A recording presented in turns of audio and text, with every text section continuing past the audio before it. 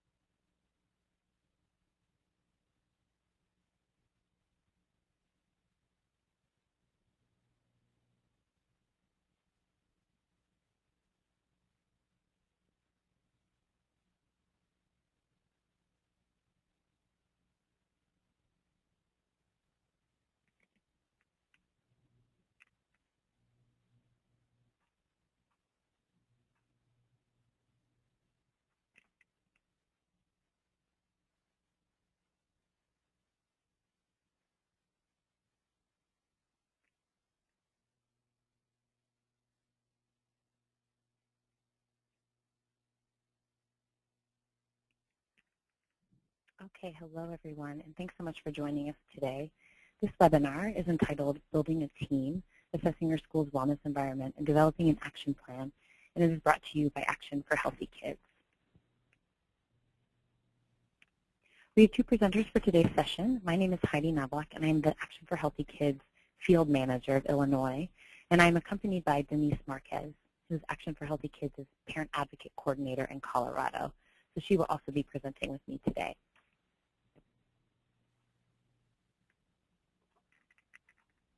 Let's review a couple of logistics before we get started. So once you're linked in, you'll see a control panel, which is typically on the right-hand side of your screen. You can use either your telephone or your speakers to listen to the presentation, but everyone will be muted to avoid static and background interference. There is a dialog box at the bottom of your control panel. You can type questions into the box as we're going along, and we'll try and get them answered later in the presentation. If for some reason we're not able to answer them during the presentation, we will certainly follow up with you via email following the webinar. The webinar is also being recorded, so links to the recording and the handouts will be sent to you within 2 to 3 business days after the webinar. So let's go ahead and get started. Before we jump into the content, I'd first like to give you a little background on Action for Healthy Kids. So Action for Healthy Kids, we are a nonprofit that fights childhood obesity, undernourishment, and physical inactivity by helping schools become healthier places. So we're made up of moms, dads, teachers, students, school and community leaders, school wellness experts, all of those folks who have banded together to create healthier learning environments for our children. And we truly believe that everyone has a part to play in ending the nation's childhood obesity epidemic. Our programs, tools, and resources, in addition to people power, are things that make that possible.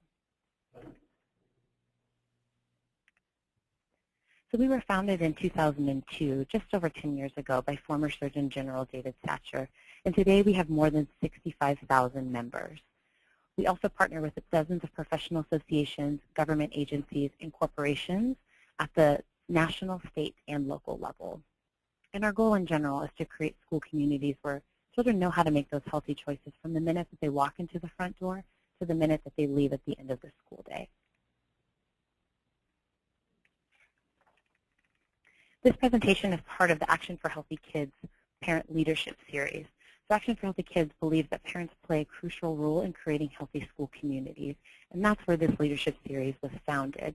The leadership series currently not only is great for parents, but also for really anyone, volunteers, people who work in the field who want to get involved in school wellness. And we found that school communities that include strong parent and volunteer advocates are generally more effective at creating changes that are sustainable and permanent. So we've developed this series to provide parents and school wellness advocates with the tools and knowledge that you'll need to make your efforts a success. So on your screen, you'll see the topics that are covered in the series. They've been divided into several separate webinars, which will be presented live throughout the year, and we'll always have the latest ones archived for you to view later. Today's presentation, of course, as you all know, is focused on the building a wellness team in your school community, assessing your school's wellness environment, and developing and implementing an action plan. And I encourage you to check out our full list of webinars to see which webinars are upcoming and also to view the archived versions of webinars that have already passed.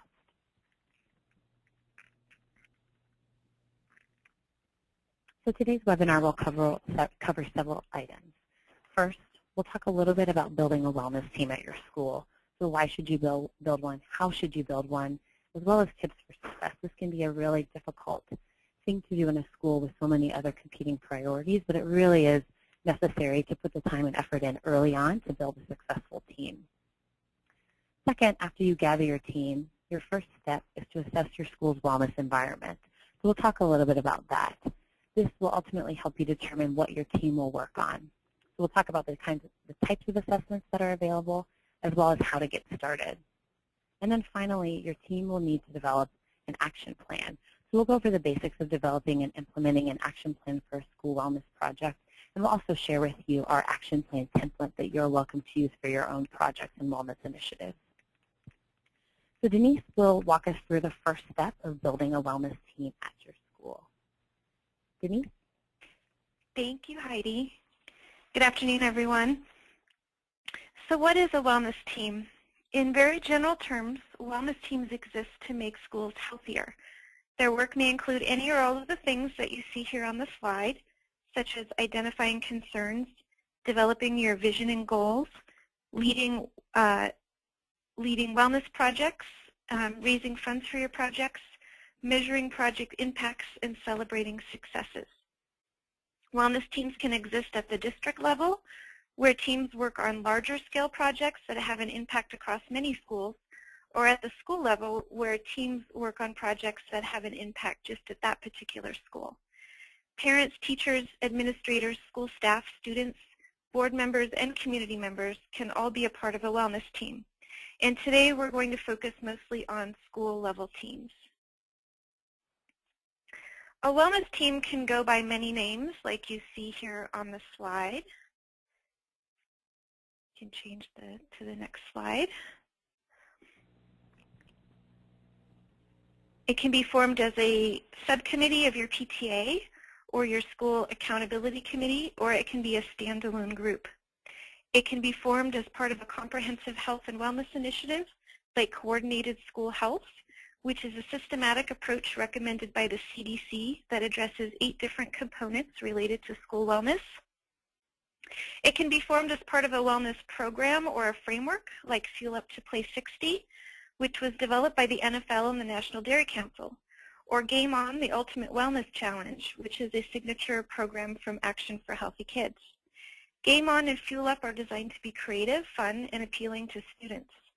Both involve nutrition and physical activity challenges that can be tailored to your own individual school's resources and commitment level. Using programs like these can sometimes make it easier to get more buy-in from the school and other parents. The Healthier U.S. School Challenge is a recognition program offered by USDA's Team Nutrition. Schools work on different initiatives related to nutrition and physical activity and are given bronze, silver, and gold achievement awards and monetary incentives when they reach different levels.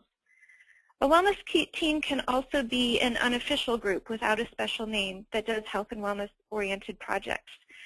Sometimes there may be opposition to the idea of a formal wellness team, but you'll find that even a couple of champions can work together to accomplish a lot. There are many benefits to working as a team as opposed to trying to do everything yourself. These include having a greater skill set because multiple people bring a better variety of skills, interests, and ideas to the table. Greater credibility. People will take your work more seriously if they know a team is of people is behind it. And having a team will help to spread the workload and create momentum. When multiple people are involved, programs, policies, and practices are much more likely to be sustainable over the long term.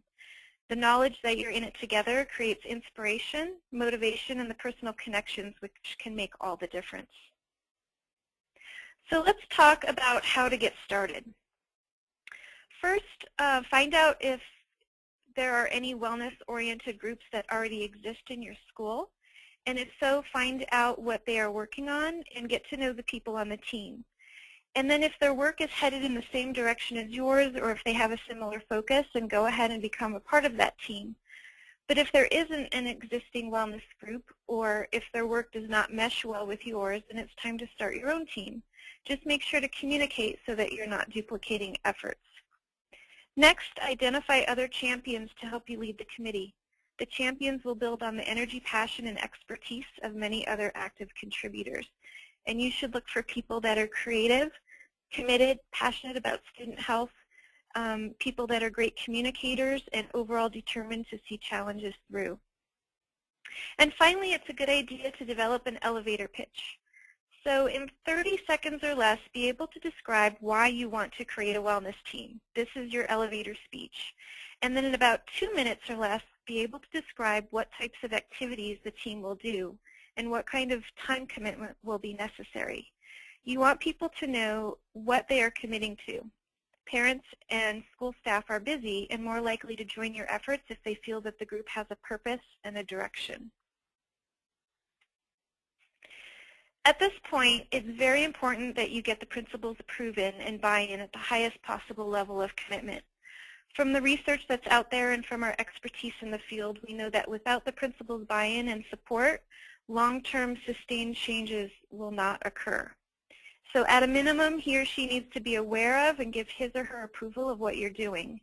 And if you can get their support, meaning they truly believe in the importance of your work and will publicly support it, that's even better. The most ideal situation is that your principal becomes an active participant on the wellness team. But realize, though, that principals' ability to participate will depend on all of their other commitments and the workload, so take whatever you can get and go with it. So here is a resource that you can use if you need help talking to your principal in order to create a sense of urgency. The Learning Connection is a great resource from Action for Healthy Kids to help you make the connection between physical activity, healthy eating, and learning. It's an easy-to-read special report that summarizes the most recent research, proving that healthy kids are better learners. The report includes materials that can be shared with your principal and other key school decision makers to increase their buy-in and support for school wellness. This information can be found on our website, and a link will be included in an email to you following today's presentation. Once you have principal support, the next step is to invite school staff, parents, and community members to join your team.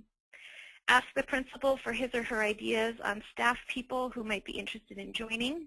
Approach any staff with whom you have a good relationship and ask for their suggestions.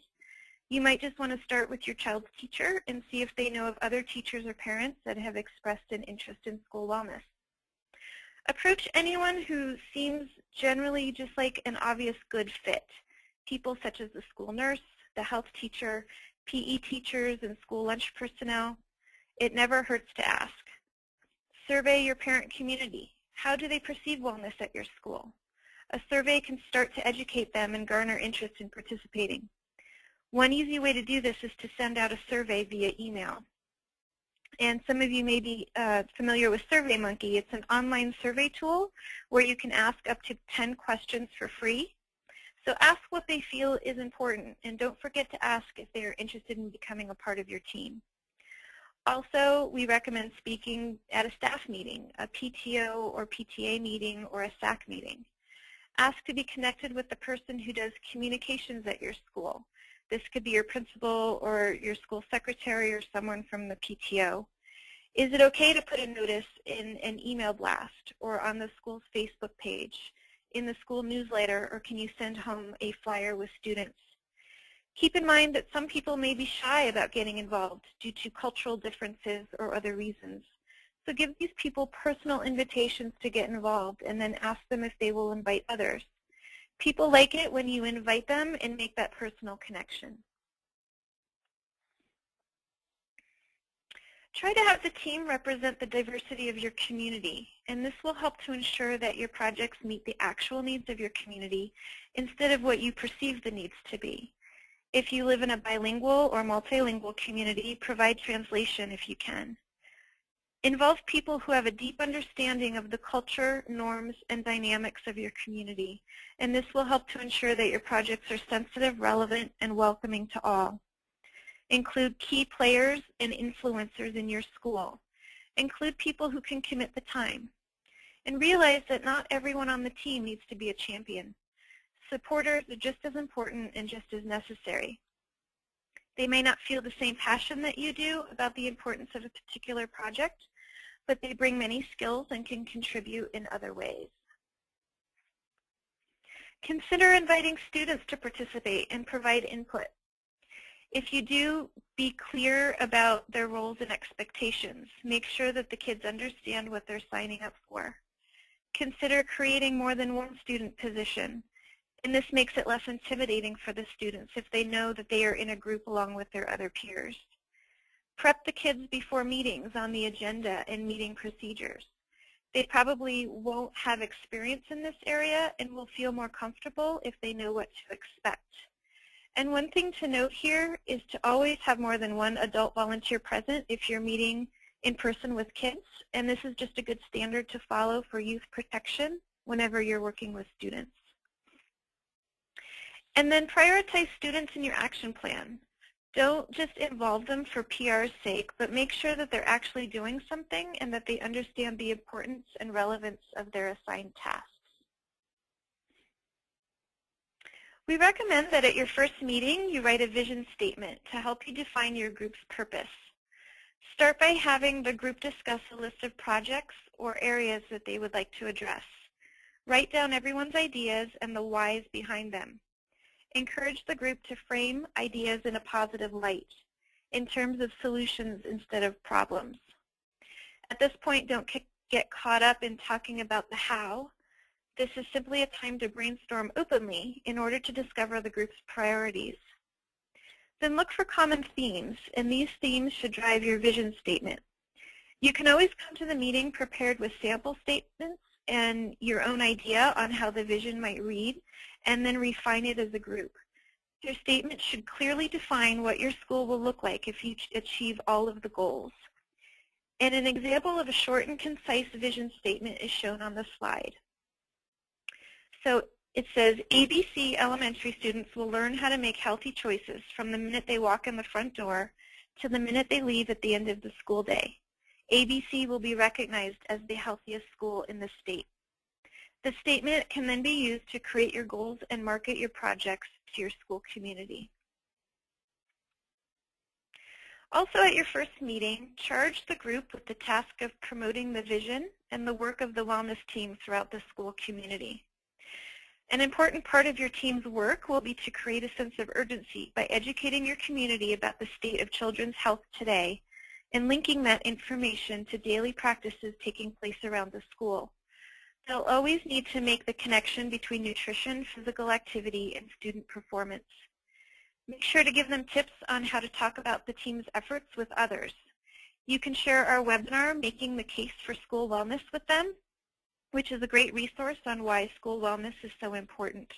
This webinar is recorded and archived on our Action for Healthy Kids website, and if you haven't already viewed it yourself, this may be a good webinar to view as a group at one of your first meetings. Parents, teachers, students, school leaders, and community members can make a lasting impact when we combine our efforts. The key to providing children with consistent messages around health, nutrition, and physical activity is working together. We have a slideshow presentation that you can download and share with your audience. It uses many of the same slides that are in this webinar. Use it to challenge your school community to share healthy food and activity at school. And you will get this link in an email after the presentation today. Tips for successful meetings. Plan meetings at times that are convenient for the people who are interested in being on your committee.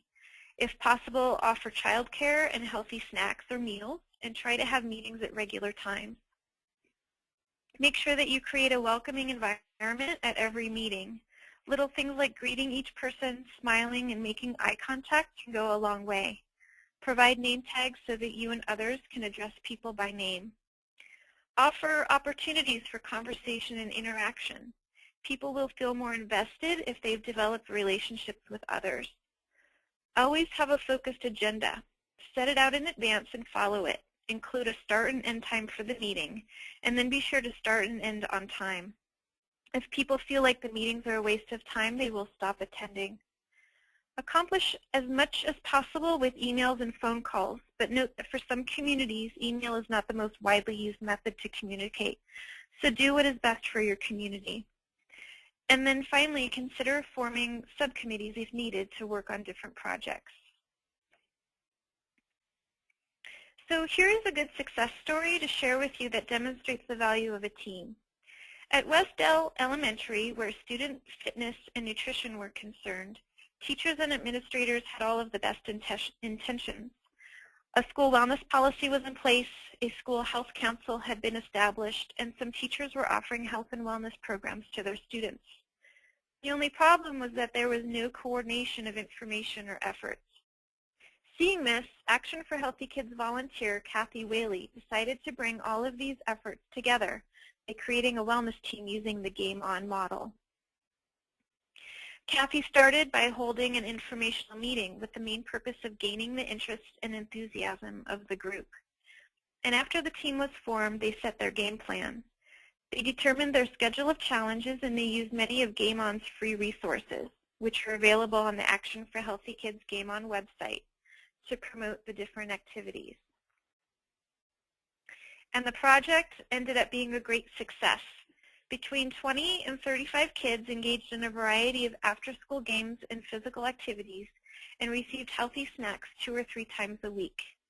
They found that the school's separate wellness efforts came together under one cohesive program, which had a greater impact on students. And Kathy says it was a complete environmental shift for the whole building when they did Game On. They just needed guidance, and once they got that, they were off and running. Now they have a plan, and their School Health Advisory Council members have a school wellness policy goals and objectives. The students at Westdell Elementary had so much fun, they're not going to let the teachers drop the program. So here we want to share with you a variety of resources that cover gathering data about childhood health and obesity issues, building wellness teams, and program information that we talked about, such as Game On and Fuel Up to Play 60. We will send you these links in an email after the webinar. So let's pause for a moment here and take a few minutes to answer any questions that have come up. And if you have any questions as we go along through this webinar, please just type them in the question box on your panel on your screen. Okay. So the first question that we have today is, I'm having trouble getting support from my principal regarding building a wellness team and doing wellness projects. So what advice would you have for me to get principal support? I'll take that one, Heidi? please. So that's a really tough situation, and as we mentioned before, of course, having that principal support is critical to success. However, I've worked with a number of schools, and we've had a number of success stories where schools have been able to work around it, at least initially. So my recommendation, if you're struggling with principal or administrative support, is to, number one, use the Learning Connection to try and provide evidence for the work that you're trying to do. Perhaps your school district has that wellness policy that they're trying to implement, and it is mandatory for schools. So that might be something to use as a bargaining tool to show your principal, this is a mandatory wellness policy. I'm willing to take the lead on it to make sure that our school is compliant. So that's definitely one route, and all school districts in the country are required to have a wellness policy. So this is something that I would recommend that you look into to use it as a tool to help your principal support your efforts. Additionally, I would just recommend identifying somebody in the administration. It might not be the principal. It might be the assistant principal. It might be another leader in the school. It might be the athletic director, or perhaps even the president of a school-level organization, the PTA president, and work with them to try and get them on board. So as long as you have some sort of administrative support, that can help propel your initiatives further. And oftentimes for principals, it just takes a little bit of success for them to see so that they're really ready to fully embrace the program. So those two things, one, providing evidence either through a wellness policy and the Learning Connection, or two, identifying other folks at the administrative level that can be supportive, are really two key strategies that I would recommend doing at first. Denise, do you have anything to add to that question? Yeah, I would just say, you know, I just talked about getting the principal buy-in before you develop your and gather your wellness team. You could also do it the other way around. If you know of other staff or other champions in the school that have the same focus and the same ideas that you do, if you can kind of get that group together and kind of go to your principal as a group, sometimes that will help the principal see that it's not just one parent or it's not just one person that's interested in this, that there are other people in the school that are interested. So just trying to gather other people maybe before you even form that formal team to kind of help you to go talk to the principal might help as well. Okay, we have several other questions. Oh, here's a good question. So this kind of has to do with the principal. How do you convince the principal that we need a wellness committee? So my answer to that question would be similar to what I had mentioned before. Using policy is something that principals respond really well to. Oftentimes, you know, principals get so many emails in their inbox. One might be about a mandatory policy that they're not aware of, and as I mentioned, all school districts have a policy on file. So this can be a really great tool to show principals that this is something that has to be done and you're willing to take the effort to initiate it at your school. So that's something that really pushes principals forward. Another thing is that Healthier U.S. School Challenge that Denise mentioned earlier. So this is a certification process through the USDA, and we'll talk about it a little bit later on.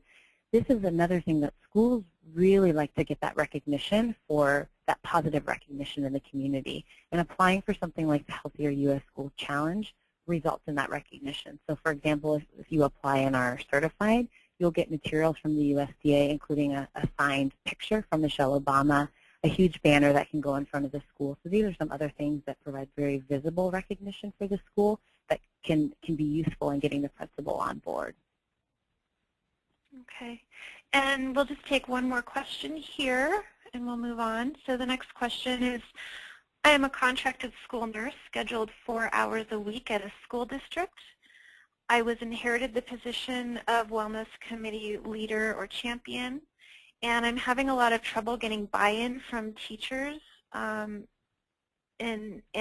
member involvement to do projects other than simply having required wellness policies. Any suggestions?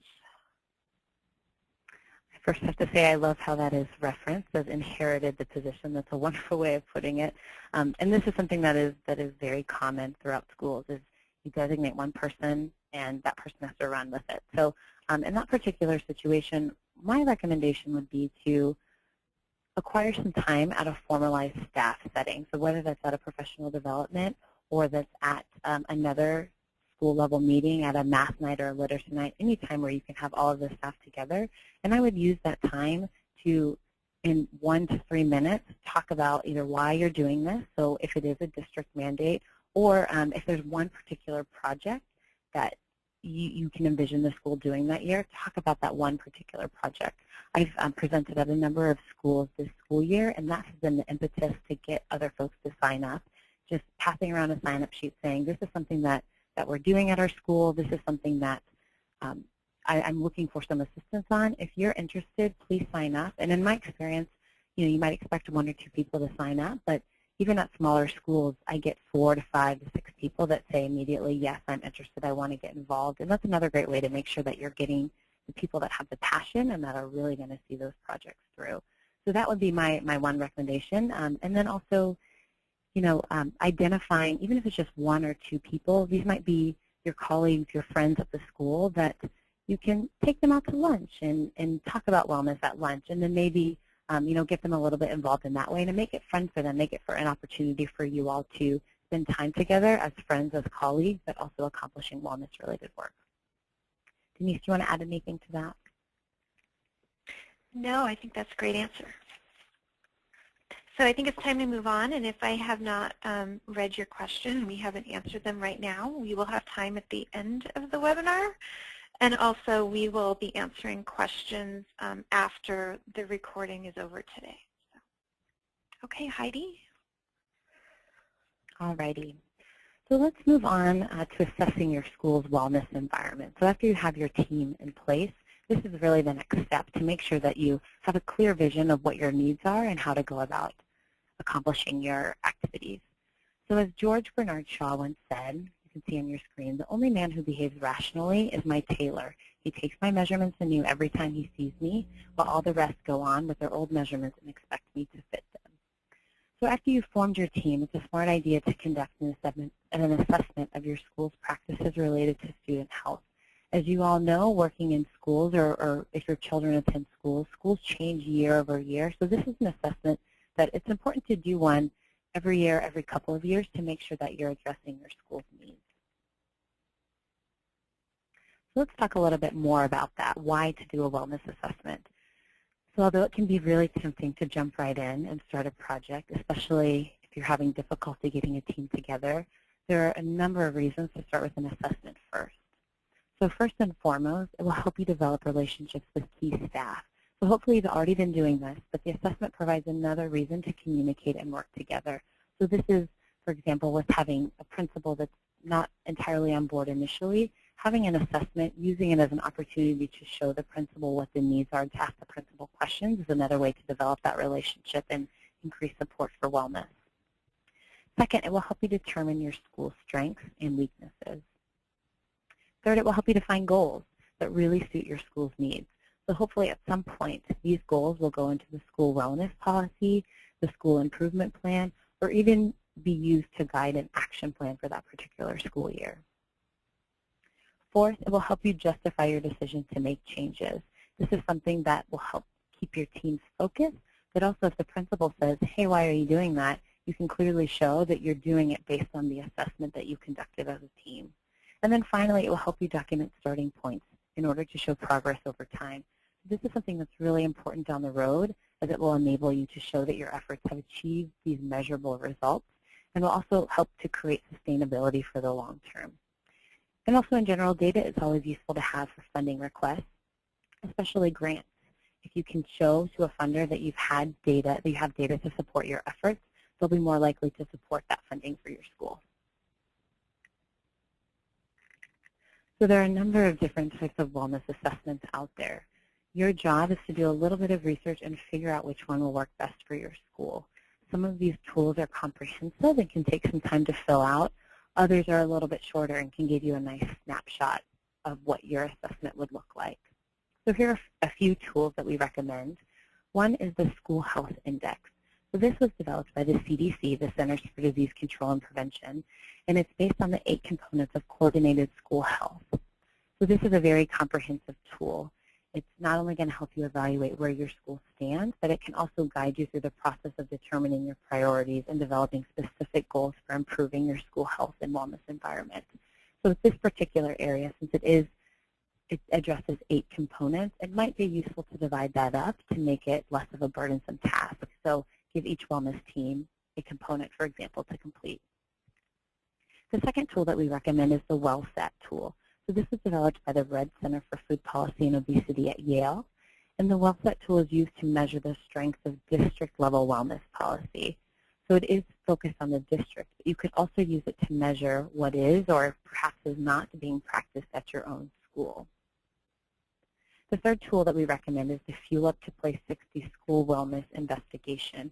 So this is designed for schools using the Fuel Up to Place 60 approach, but it can also be used for any school to assess their wellness environment regardless of whether or not they're using that Fuel Up to Place 60 program. And it encourages students to be involved in completing the evaluation, so it can be a especially useful tool if you're engaging middle school students or high school students in completing the assessment and being part of the wellness team. And then finally, we recommend the Healthy Schools Program Inventory. So this inventory was developed by the Alliance for a Healthier Generation, and to use their assessment, you must sign up your school for their 6-step Healthy Schools program, and then your school's results are shared with the Alliance afterwards. So this, again, is another program that really allows you to go through several steps to assess your wellness environment. So we recommend that you investigate each of these tools and decide which assessment would work best at your school. If you're doing your project as part of a grant, you might be required to fill out an assessment or a pretest as part of your evaluation before starting your project. What that looks like depends on the granting organization, but it might be one of these that we've listed here or something that's a little bit different or overlapping. And all of these links to these resources will be shared with you in that follow-up email. So all of these assessments address nutrition and school meals, physical education, physical activity, and they might also cover a number of the topics listed here. So for example, health education, staff wellness efforts, even health services related to asthma or sexual health. So again, as I mentioned, they can be quite comprehensive. You can also, in some of these assessments, pick and choose certain areas that you want to focus on. And these last 3 areas, which are starred, are those that are covered on the School Health Index. So after you choose your assessment, decide how you're going to administer it. Will you do it as a group during a wellness team meeting? Or perhaps you'll assign subcommittees to complete different areas, as I mentioned before. Would you like to involve students? Even if you do involve students, make sure that school staff are involved in the assessment, but be careful not to place the entire burden on them. In most cases, the oversight and management of the assessment should be done by the wellness team and not the school staff. And after you complete the assessment, discuss the results as a team. So what are your school's strengths and weaknesses? And make sure you celebrate the strengths. It can be easy to focus on the weaknesses and immediately start planning, but definitely take some time to celebrate those strengths by either publicizing them in the school newsletter, in a letter to parents, or maybe even sharing them at a staff meeting or another school event. Your school community will more readily accept your efforts to address areas of weakness if they feel good about what you have already accomplished as a school. And then focus on those weaker areas. Use those weaker areas along with the passions of the people on your team to guide the projects your team would like to tackle first. So in a moment, we'll talk about developing an action plan, which will help you prioritize those areas of weakness that you discover on that wellness assessment. And keep in mind that your team should conduct a wellness assessment, ideally the same one, annually so that you can measure your progress over time.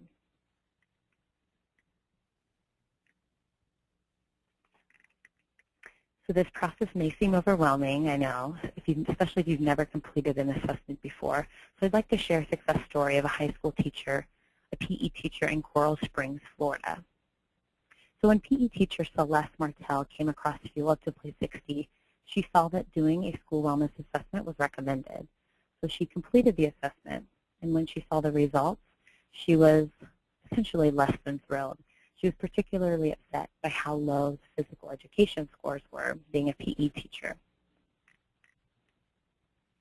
So Celeste started by planning a field day kickoff event, which included tug of war, kickball, hula hooping, and then she started an after-school walking club. And before long, the walking club was also meeting before school. So now Celeste's school has 30 to 50 students and 10 to 12 teachers participating in the walking club every single day. And the Fuel Up focus has expanded to include nutrition activities as well as physical activities. Celeste recently conducted another wellness assessment and was pleased to see that her school scores had gone up across the board. At the same time, the assessment showed her areas where there is still room for improvement, so she's continuing to use that information to guide her current wellness projects.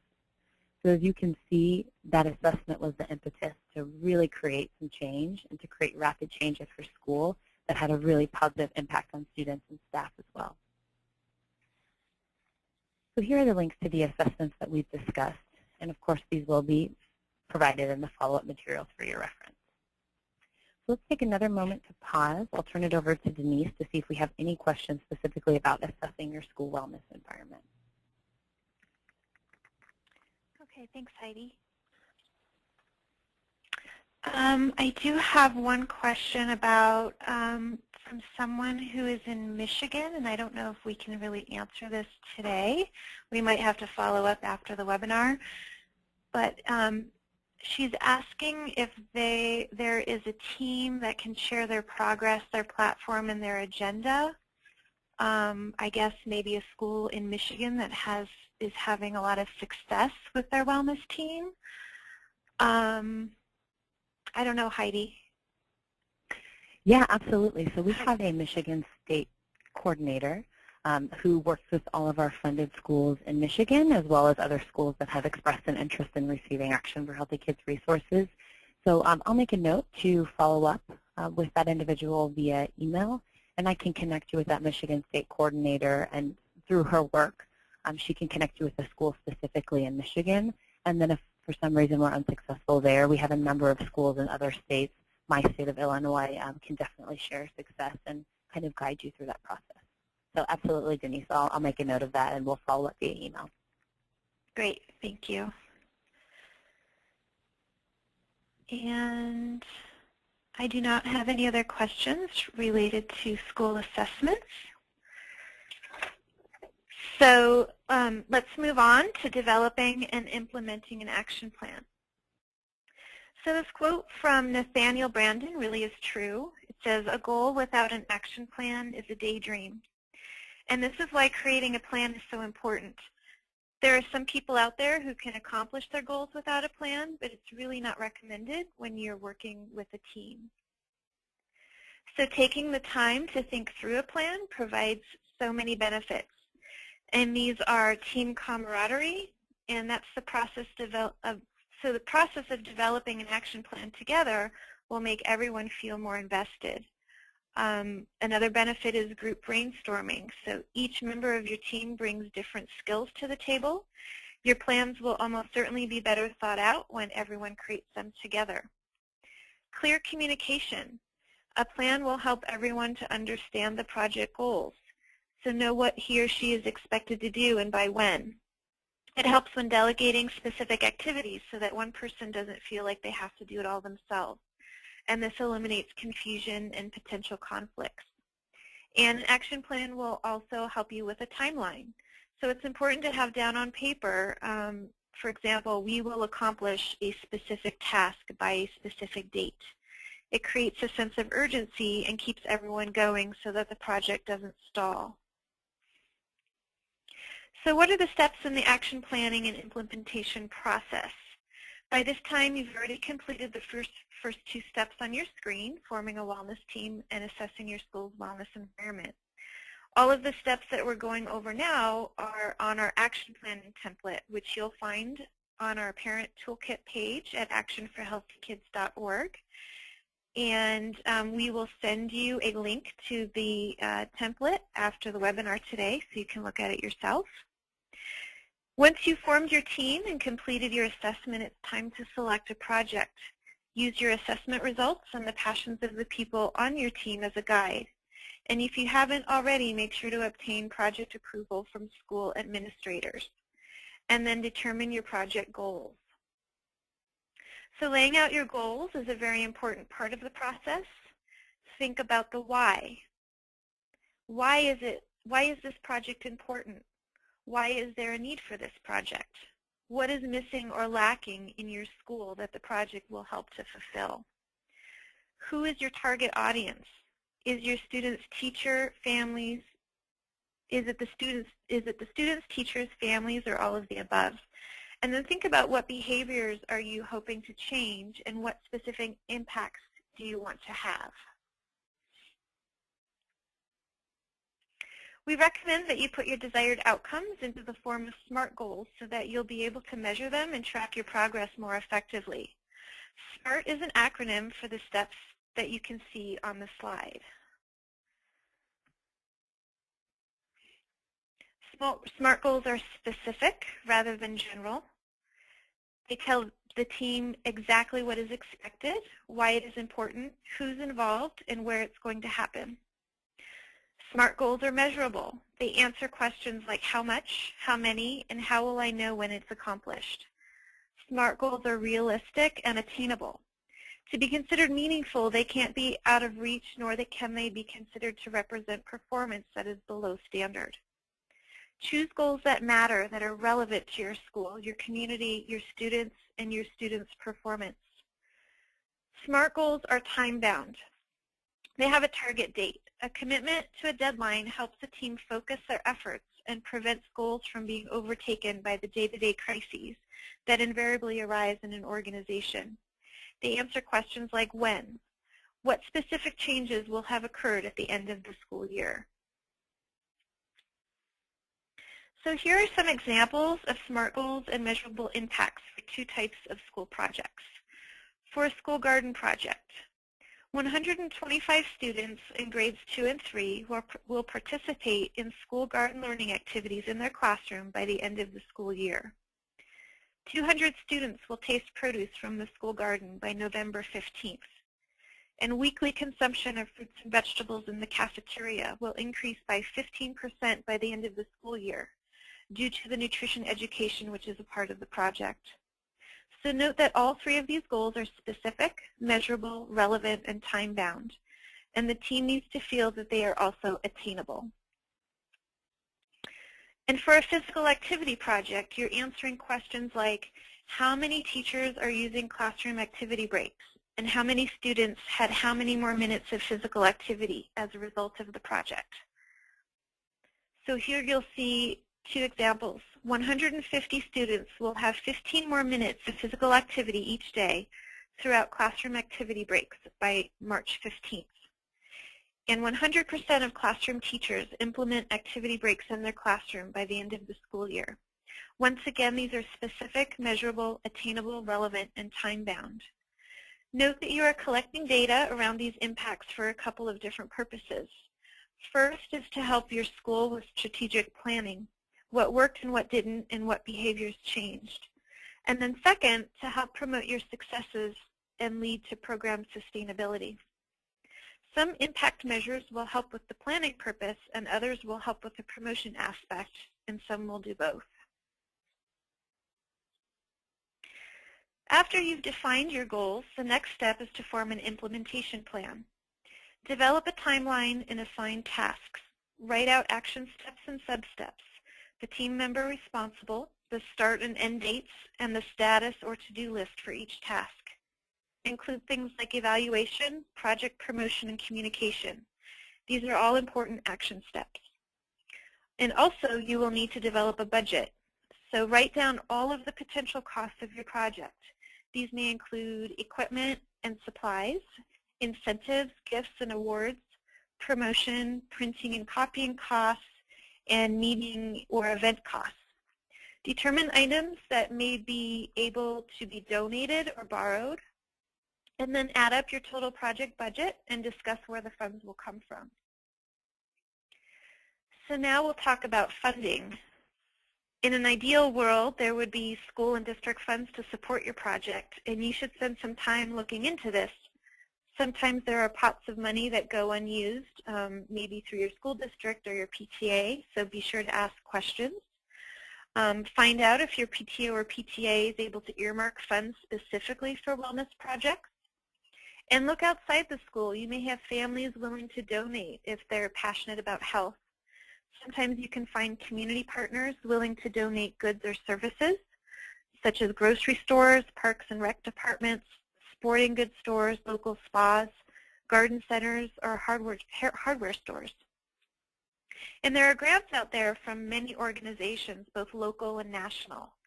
LiveWell Colorado keeps an updated list of funding opportunities on their website, And they list both local and national opportunities, so it's worth checking out even if you're not in Colorado. The next step is to put the plan into action. Follow the action plan and track progress against project goals. Reflect upon your successes and challenges along the way and record them in your action plan. It is important to communicate successes throughout the course of the project to reinforce key messages, recognize achievement, thank participants, and build future support. And once your project is completed, make sure that you celebrate your success. And let's discuss some ways now that you can do this. So you can give updates to the PTO or PTA or other committees in your school, and be sure to publicly thank those who helped to make your project a success. And ask if successes can be included in the daily announcements, the school newsletter, or handouts that go home to parents. You might have a school marquee where you can put a message, or on your school's Facebook page if they have one. And how about having a school-wide assembly to celebrate and recognize key team members? And it's also important to communicate through district channels too. You can also try to get media attention, perhaps an article in your neighborhood paper, or invite a local TV channel out for a special event. And another idea is to start a social media campaign. Get your parents who are into social media to start talking about your project with their friends. Think about all of the ways that your school communicates and utilize as many of those resources as make sense to celebrate successes. Recognize achievements by describing measurable impacts. So for example, you can say, congrats to Joe who ran a flat 14er, or announce that 200 pounds of organic apples were eaten at the Halloween party this year. Or thanks to the volunteers, administrators, teachers, and organizations that donated products. People will be more likely to want to be involved next time if they feel like their work is truly appreciated. And your last step is to create sustainability. So look at this quote from one of our expert team members in Texas. A project has more chance of sustainability if it results in a lifestyle change, supported by the school environment and family. And this is a good definition of sustainability when it comes to health and wellness projects. We're trying to create lasting lifestyle changes, not one-time projects that might have short-term value but don't have lasting impact. This is important when we consider all of the volunteers' time we're putting in, and when we're trying to find funding for our projects. Funders don't want to invest in short-term impacts, and as parents, we should be considering our own investment of time and resources in the same way. So we asked 5 health and wellness experts from our teams in Colorado and Texas to talk about sustainability with us, because this is such a key part of action planning. And it is listed as the final step in our process because it continues on after the project is wrapped up. However, plans for sustainability are very important to incorporate throughout the course of the project and the planning process. In addition to Patricia Mauser, quoted on this slide, we heard from Leslie Levine and Rainey Wickstrom in Colorado, and Michelle Smith and Carrie Dabney in Texas. We asked our experts to tell us what makes a project sustainable and what they look for in terms of sustainability when they are reviewing grant applications. So here I will turn it back over to Heidi so she can share with us what they said. Great. Thank you, Denise. So let's talk a little bit about community engagement. So community engagement was the #1 key to sustainability that was mentioned by our school wellness experts. This includes involving the school staff, parents, students, community members, in the planning and the implementation of the project. And that makes it critically important to get their buy-in and ensure a lasting and positive impact. So making community engagement a part of your plan from the beginning and on an ongoing basis is critical for success. This highlights the importance of having a team to implement your project as opposed to doing it with just 1 or 2 people. Specific support from the principal was also mentioned by many of the experts. This is something we have also mentioned earlier in the presentation. So involve the principal at the highest possible level of commitment. At a minimum, he or she must support the project. So ideally, the principal is an active participant and champion of the project, particularly as far as marketing and communication of the project to the community goes. Write this into the project plan to put it into writing and to make sure that you're really actively trying to engage the principal in these efforts. What I have found is even catching the principal when he or she is walking in the hallway or after school when dismissal is occurring, any way you can get just a couple of moments to share updates with the principal is a way to continually keep them involved and make sure that they're aware of and supportive of the project. Having a vision was also a key element. So define your vision and use it to market the project. That will help you get that community buy-in and engagement that we talked about just a couple of slides ago. And according to our experts, a project has more chance for sustainability if it is presented as an ongoing program or initiative to improve student academic achievement and school success, and if it doesn't need to rely on continuous grant funding. So present your project as an ongoing culture shift as opposed to an initial project that has a start and an end date. And according to one of our experts, Leslie, whether it becomes part of staff development, like physical activity in the classroom, evaluation criteria for staff performance reviews, or an annual class activity, allocating curriculum-oriented funding increases the chance for sustainability because it's no longer regarded as a special health and wellness project. So as much as possible, really try and integrate your projects and your activities into the school culture to ensure sustainability.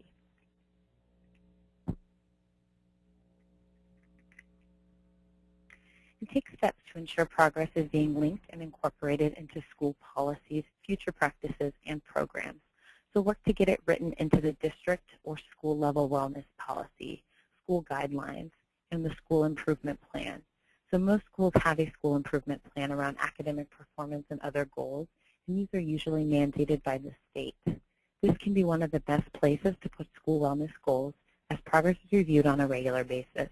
And your school's accountability committee or school improvement team is a great place to start. So definitely reach out to them and see if there's any way that you can get physical activity, physical education, nutrition, any of those things written into that school improvement plan. Ongoing initiatives also rely on student buy-in and help to engage students. So using a tested program to frame your wellness efforts is a great way to get students involved, excited, and really wanting more. So as we've mentioned, programs like Game On, Field to Play 60, or Students Taking Charge for high school students are all free, and you can tailor them to your own particular needs. Student engagement in these programs is truly key to their success. And that third one I mentioned, Students Taking Charge, is student-led, so it provides an opportunity for high school students to actually lead wellness initiatives with support from volunteers or school staff or parent advocates.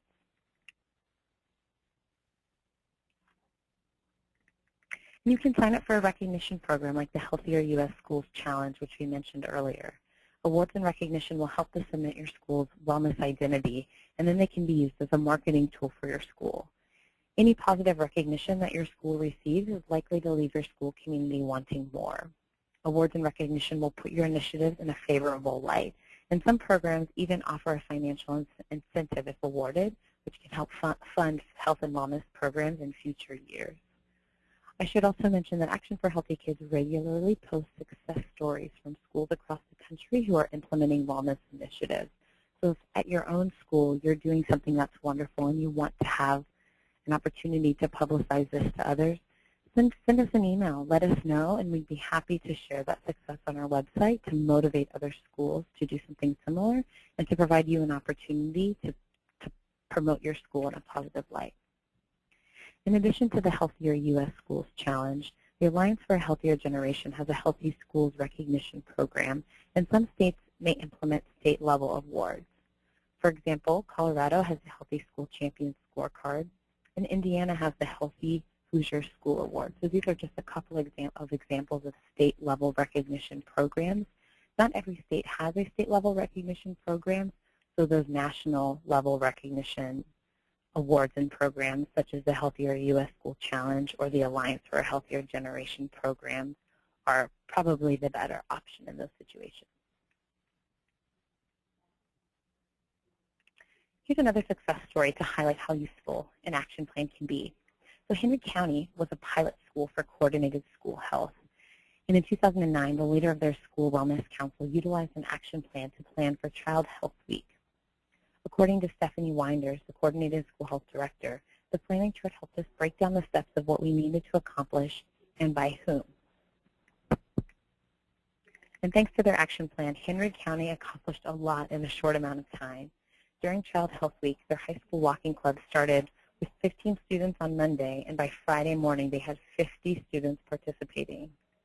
Additionally, they held a Got Milk contest that was led by students and the cafeteria manager to promote 3 servings of dairy a day.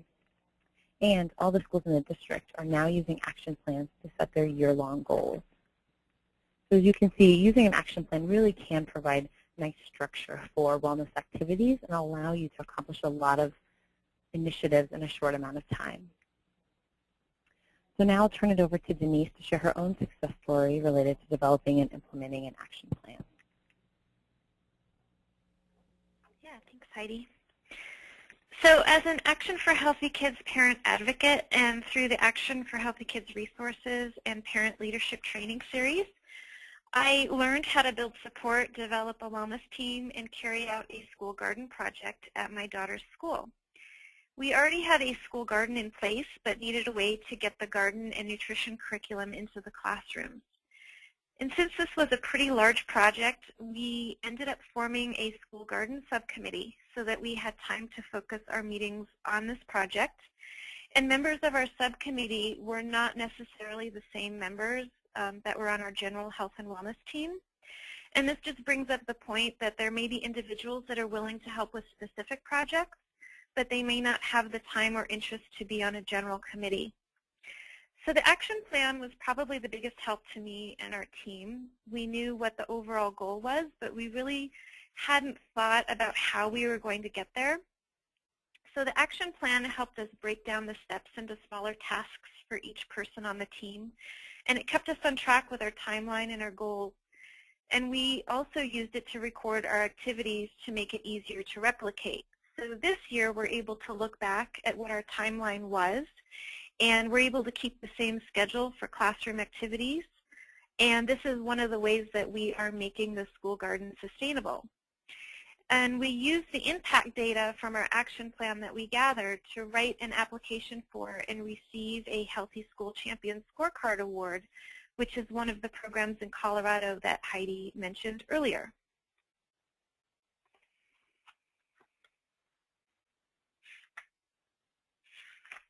And you'll find a Wellness Project action plan template and budget on our webpage, and this link will be shared with you in our follow-up materials. So now we will take a few minutes to answer any specific questions related to action planning. And we'll see if I have any. And I guess we covered that really well. We do have some general questions. And let's go ahead, and we have a few more minutes, about 10 more minutes. And so Heidi, we have a question. I am a volunteer at a local elementary school of 500 students, and we are working on our wellness program, but we have not done any type of assessment. Do you have a suggestion for which assessment would be the best for us? Yeah, so that's a great question, and I'm glad to hear that you're interested in doing an assessment. It's okay to certainly start projects and then reflect and realize that an assessment is kind of the next task to do. So in terms of an assessment, since you've already started with your projects, my recommendation would be to do an assessment that's a little bit shorter. So I would not recommend the School Health Index at this time just because it is very comprehensive, but rather the Fuel Up to Place 60 assessment can be something that is pretty straightforward and a little bit easier to complete. So that would be my recommendation for now, and then perhaps starting next year, doing more of a thorough assessment where you can really get information about every aspect of school wellness to kick off this school year would be an appropriate next step. So definitely the Field to Play 60 assessment for now, and then moving on to the School Health Index next year. Okay.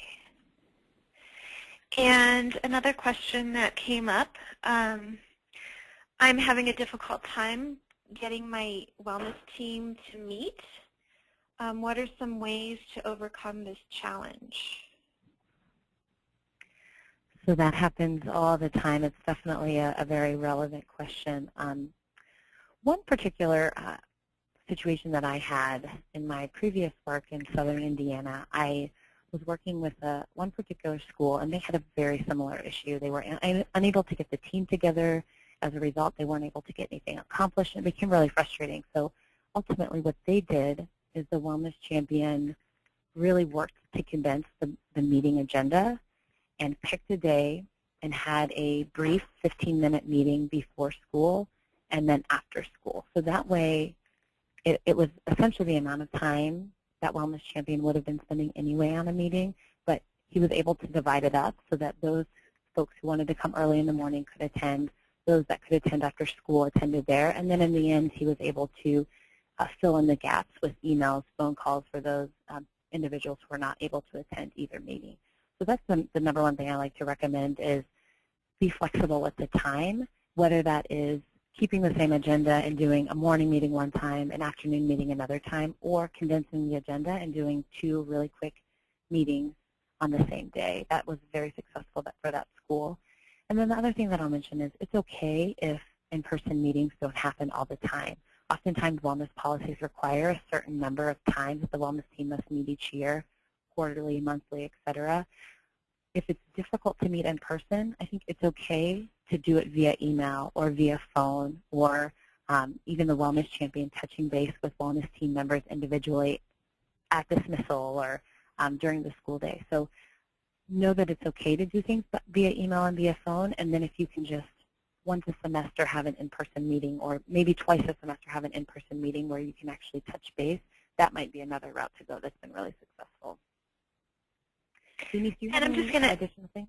Yeah, go ahead. Yeah, I'm just going to add to that. Some schools end up realizing that a lot of people that are interested in health and wellness might be on another committee, like the PTA, and so they'll end up having their health and wellness meeting either before or after the PTA meeting.